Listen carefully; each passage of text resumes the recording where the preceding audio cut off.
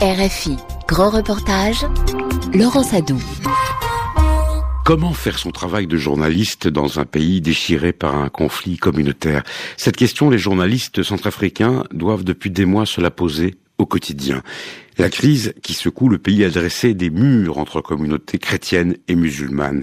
Alors question, comment rester neutre lorsque l'on est soi-même victime du conflit ? Comment enfin se protéger lorsque l'État n'est plus capable d'assurer la sécurité de ses ressortissants ? Pour tenter de comprendre, Florence Maurice a passé du temps aux côtés de journalistes centrafricains dans leur rédaction. C'est un grand reportage de Florence que l'on retrouve pour en parler dans un quart d'heure. Voici son reportage. Allez Didier, on peut aller là ?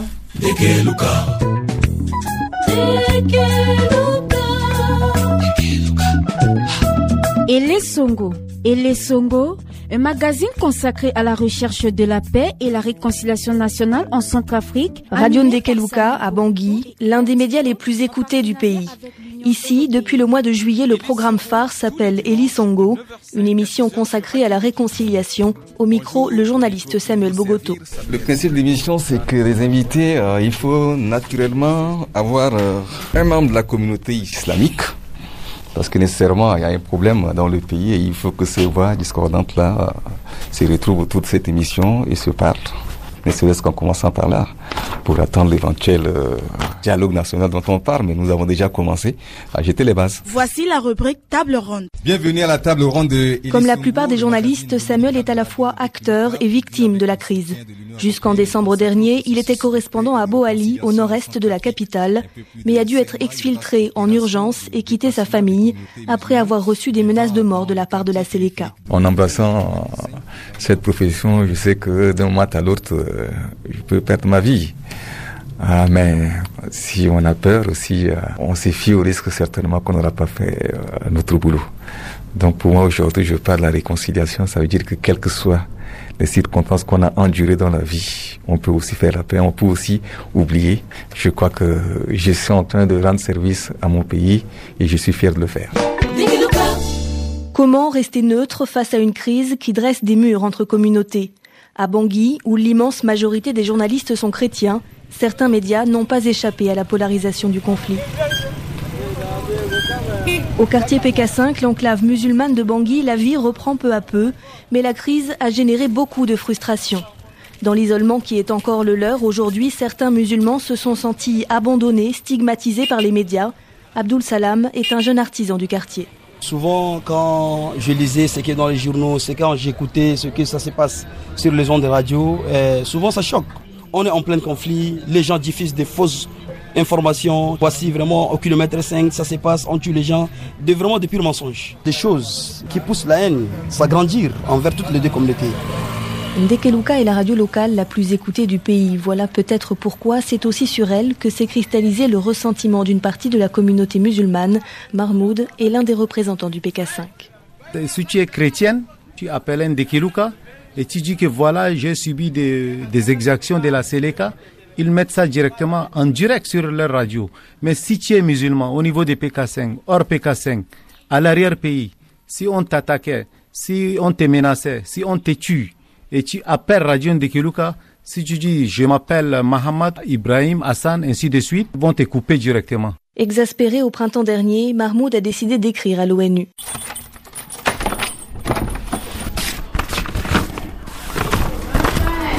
Contre critique de la fondation Ndekeluka concernant la malveillance de sa radio. Ok. Là, c'est ce qu'on a discuté, un document qu'on a écrit pour aller discuter ça à la BINUCA avec les responsables des radios Ndekeluka. Suite à ce courrier, plusieurs réunions de médiation ont été organisées. Elles ont permis d'apaiser les esprits. La vérité est bonne à dire, il y a un changement. Nous demandons à ce que ça continue comme ça pour baisser la tension définitivement.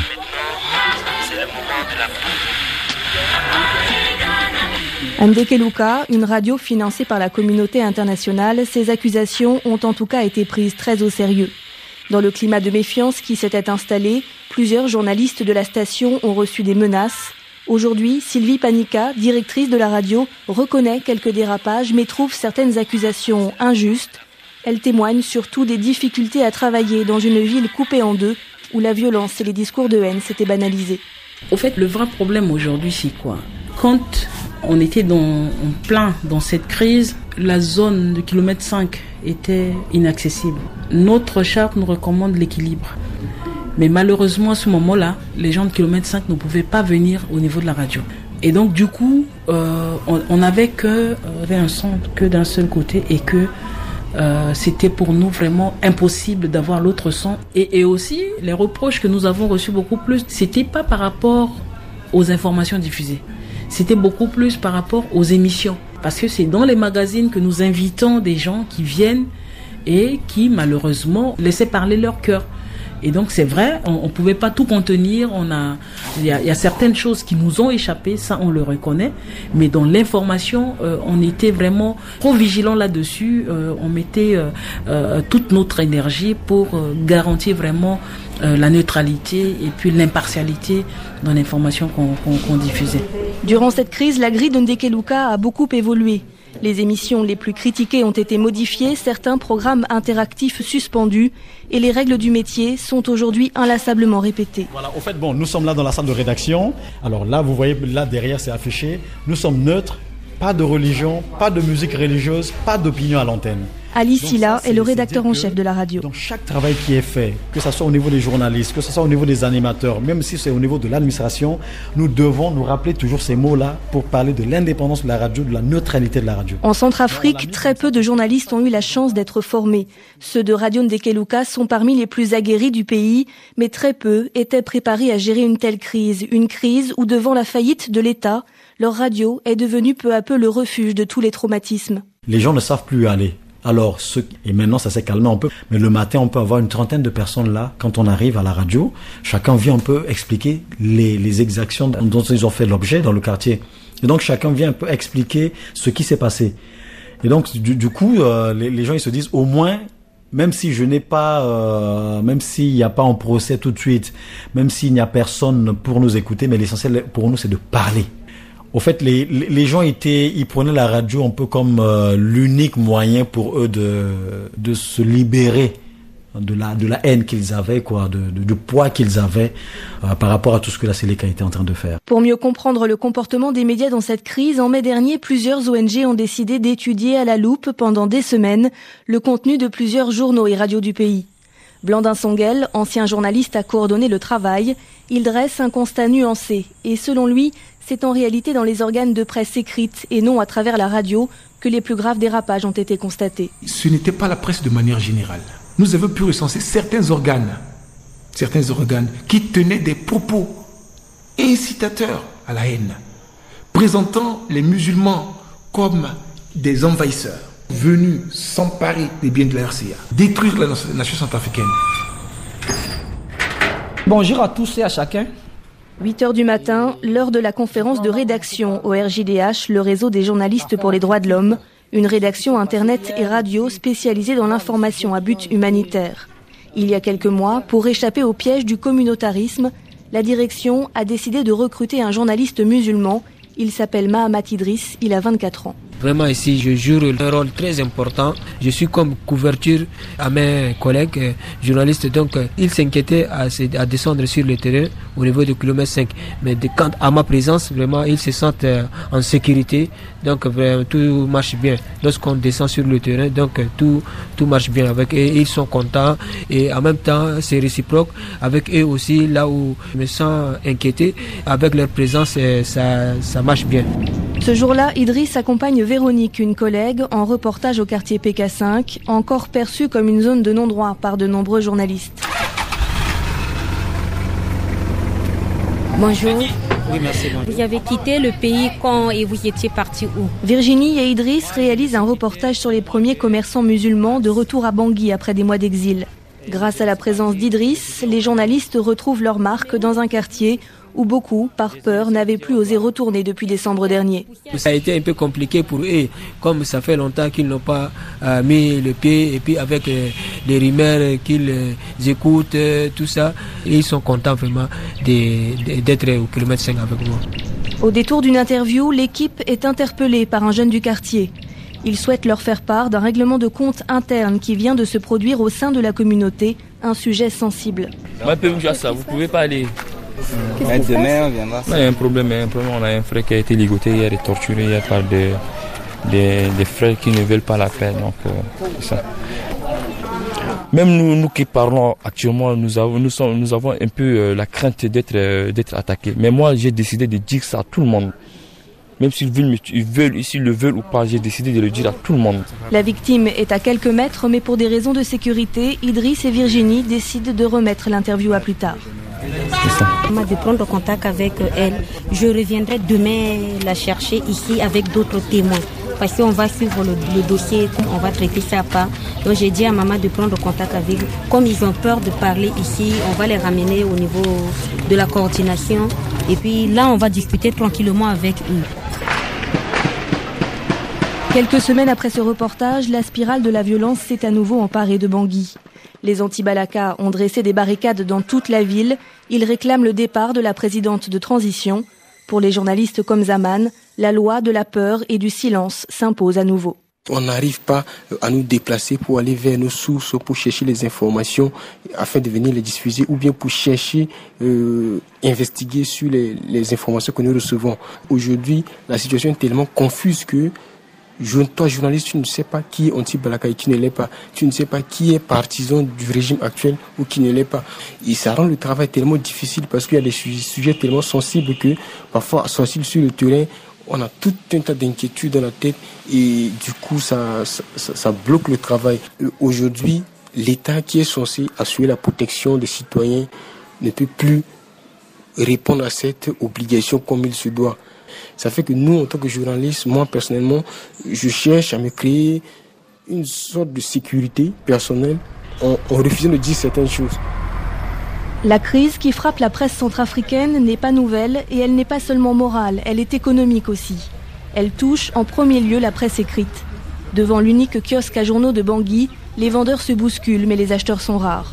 Auparavant, les journaux marchaient très bien, mais après ces derniers événements-là, il y a beaucoup de fonctionnaires qui ne travaillent même pas et puis il y a aussi des fonctionnaires qui ne sont pas payés. Et après tous ces derniers événements, c'est le cas jusqu'à actuellement, vraiment ça ne marche pas. Ferdinand Samba est directeur de publication du journal Le Démocrate.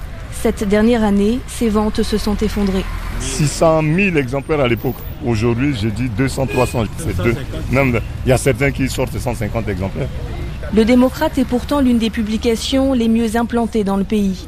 L'une des rares à paraître régulièrement, payer ses journalistes, l'une des rares aussi à avoir des locaux et son propre système d'impression.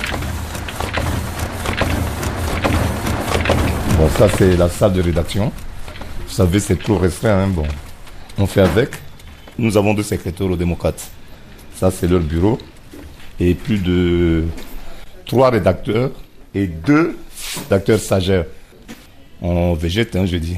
Tout autour de la revue centrafricaine, les organes de presse privés bénéficient de la subvention de l'État, mais en Centrafrique, rien. Jusque-là, on n'a même pas... On vient de parler d'une subvention de 36 millions. Mais on attend 36 millions, vous voyez. Et vous voyez les conditions dans lesquelles nous évoluons, c'est ça, c'est dur. Une précarité extrême qui ouvre la porte à de nombreuses dérives, au point que dans certains organes de presse, corruption, achats d'articles sont devenus monnaie courante. Quand le gars veut sortir un numéro aujourd'hui, il demande un peu d'argent. Et quand il sort le numéro, vous verrez qu'il y a une page qui est consacrée au lobbying de telle ou telle personnalité. Vous comprenez? C'est ça. C'est pour cette raison qu'il y a des journaux qui sont déclarés quotidiens, mais ils paraissent ou bien 2 fois par semaine. C'est dangereux pour la ligne éditoriale. Journaliste Gombo, comprenez, non? Ceux qui se baladent avec, ils ont toute leur rédaction dans leur sac, ils vont squatter dans les ministères et consorts, ils vont de bureau en bureau pour demander de l'argent afin de paraître. C'est pas normal. Ça dénature l'image de la presse privée. Chers consoeurs et confrères, la séance est ouverte. Consciente du rôle crucial qui est le sien en cette période de crise, la presse centrafricaine s'organise. Ce samedi de septembre, une centaine de journalistes sont réunis sous un arbre pour une assemblée générale exceptionnelle. Objectif, élire des représentants chargés de mettre en place un comité de carte de presse. À voter. À l'issue du vote, Élise Lugo, animatrice à la radio nationale, est désignée. La presse centrafricaine n'est pas assez crédible parce qu'on la pense être une presse nécessiteuse et ça, ce n'est pas normal, il faut qu'on dépasse ce stade. C'est trop important pour nous qui sommes à une phase de transition pour essayer de stabiliser la situation politique du pays. S'affirmer ensemble pour mieux devenir un rempart face à la corruption, la violence et la haine. Les médias centrafricains, pris malgré eux dans le tourbillon de cette crise, tentent aujourd'hui de se reconstruire et de continuer à grandir. Comment faire son travail de journaliste en République centrafricaine? Un grand reportage de Florence Maurice, réalisation Marc Minatel.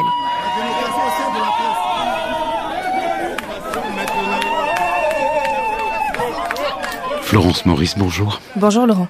On a entendu dans votre reportage le ressentiment de la minorité musulmane qui s'est sentie stigmatisée par certains médias, abandonnée par d'autres.